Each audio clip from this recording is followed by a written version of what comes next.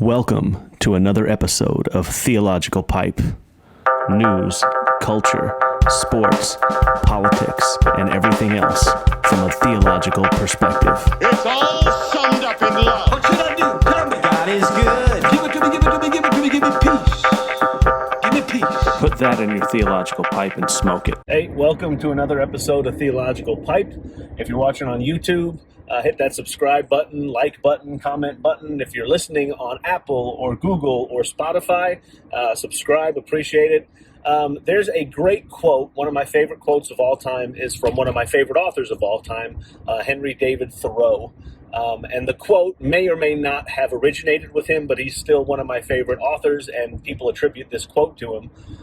He's one of my favorite authors because back in the day, I got my bachelor's degree in English and always loved reading and writing.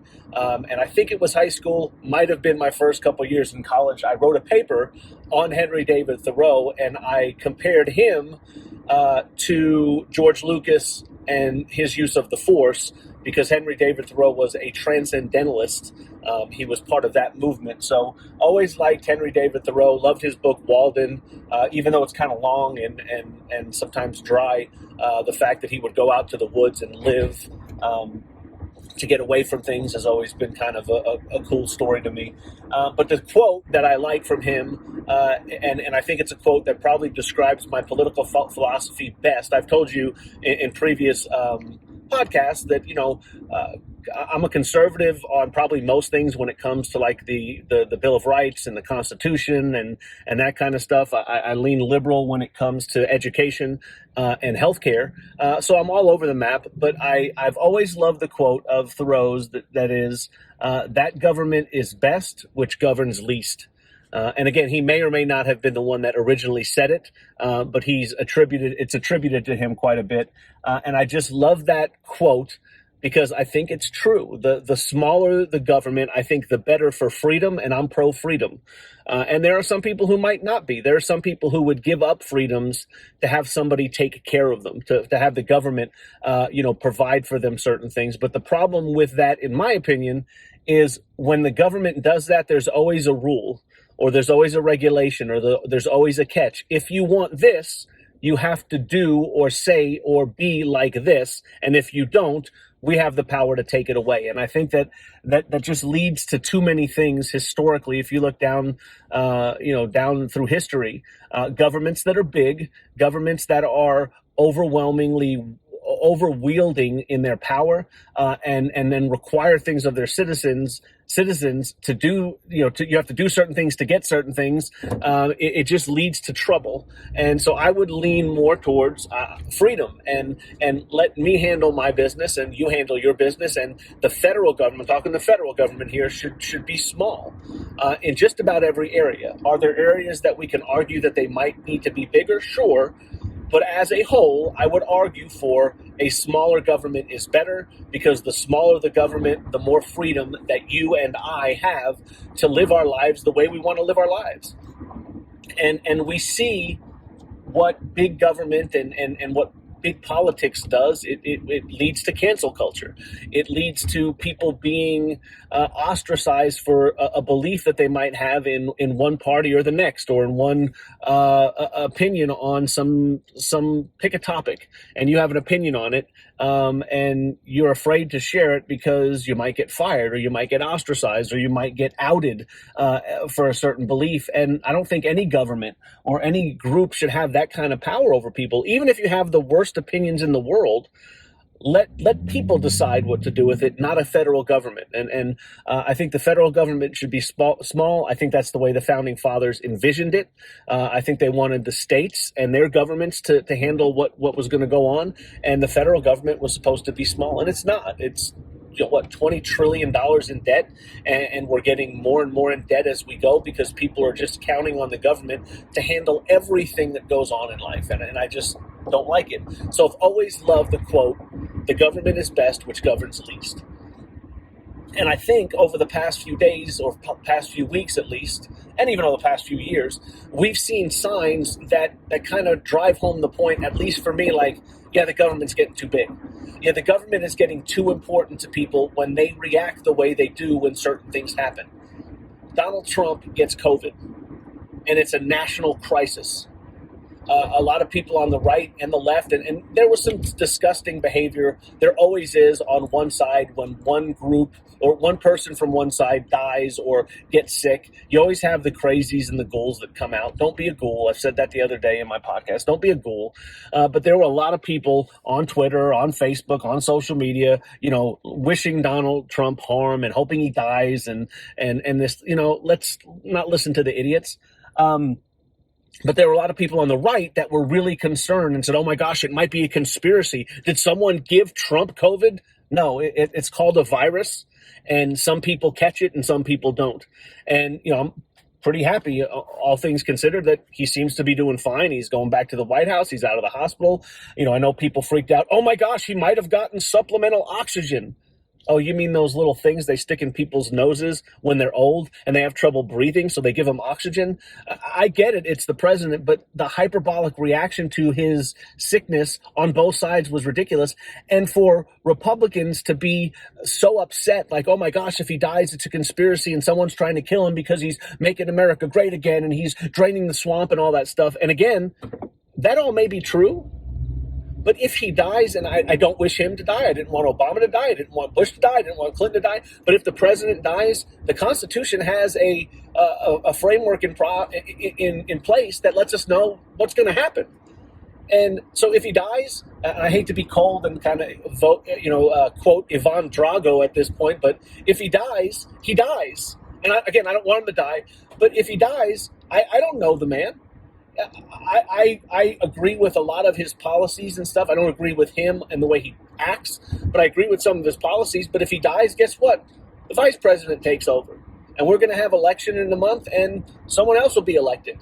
And they'll be the president. And if the election goes the way that you don't want it to go, if you're a Republican and Biden is elected, or if you're a Democrat and Trump is reelected, and you think that it's the end of the world, and you think that that's when life changes forever because one guy was elected over one other person, then you've missed the point of the founding fathers and the way they wanted the government to run. And you missed the point of Henry David Thoreau's quote, that government is best which governs least.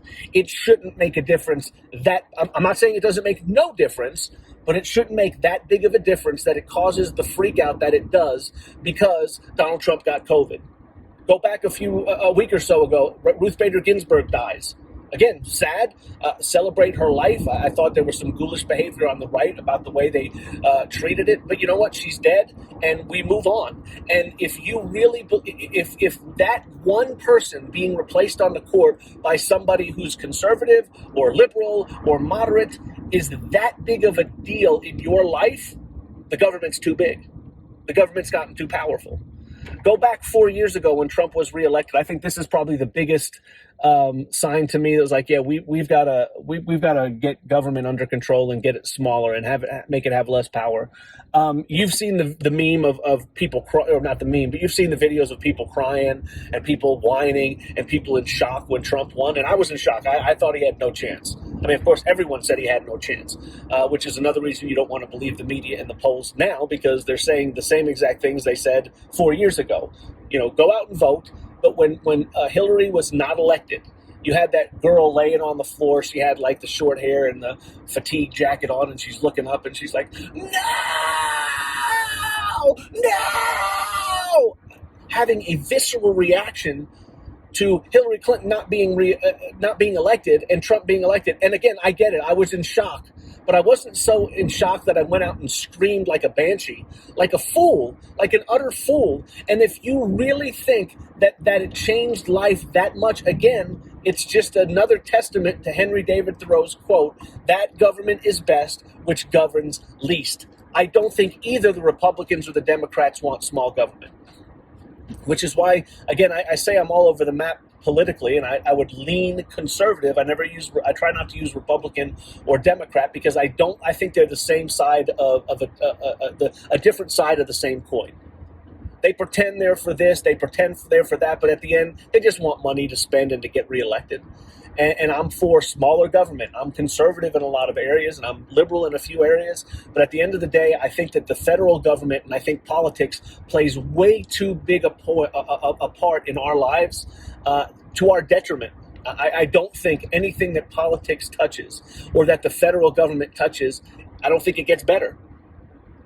And again, I can be swayed to say, okay, maybe in that area you're right, that's good. Or I think that this is a good thing that they do. Like, I'll give you one example. Libraries. Hey, man, free books for citizens, I'm down. Read, baby. Go read some books. And so I'm good with that. So, hey, I just contradicted myself. There's something that I can see where a big federal government that can do that for its citizens. I think that's a great idea. Okay, but again, I think those are few and far between. And I think that the rules that a lot of people have when it comes to the government, what they're implementing is wrong. And so I don't want to have a country where, based on the outcome of election, one side is so bent out of shape because their lives are going to change so dramatically. And again, hopefully it's a lot of hyperbole on both sides. But yeah, Henry David Thoreau, man, he's the man. That government is best which governs least. And so I hope that as we go forward in this election process, and I hope the president's better. I hope, he's, like I said, he's going back to the White House. I hope he's fine. I hope he gets to campaign. I hope they debate some more. The debates are going to be nuts. Don't expect, a real, intelligent type debate from either one of the guys. They're both nuts.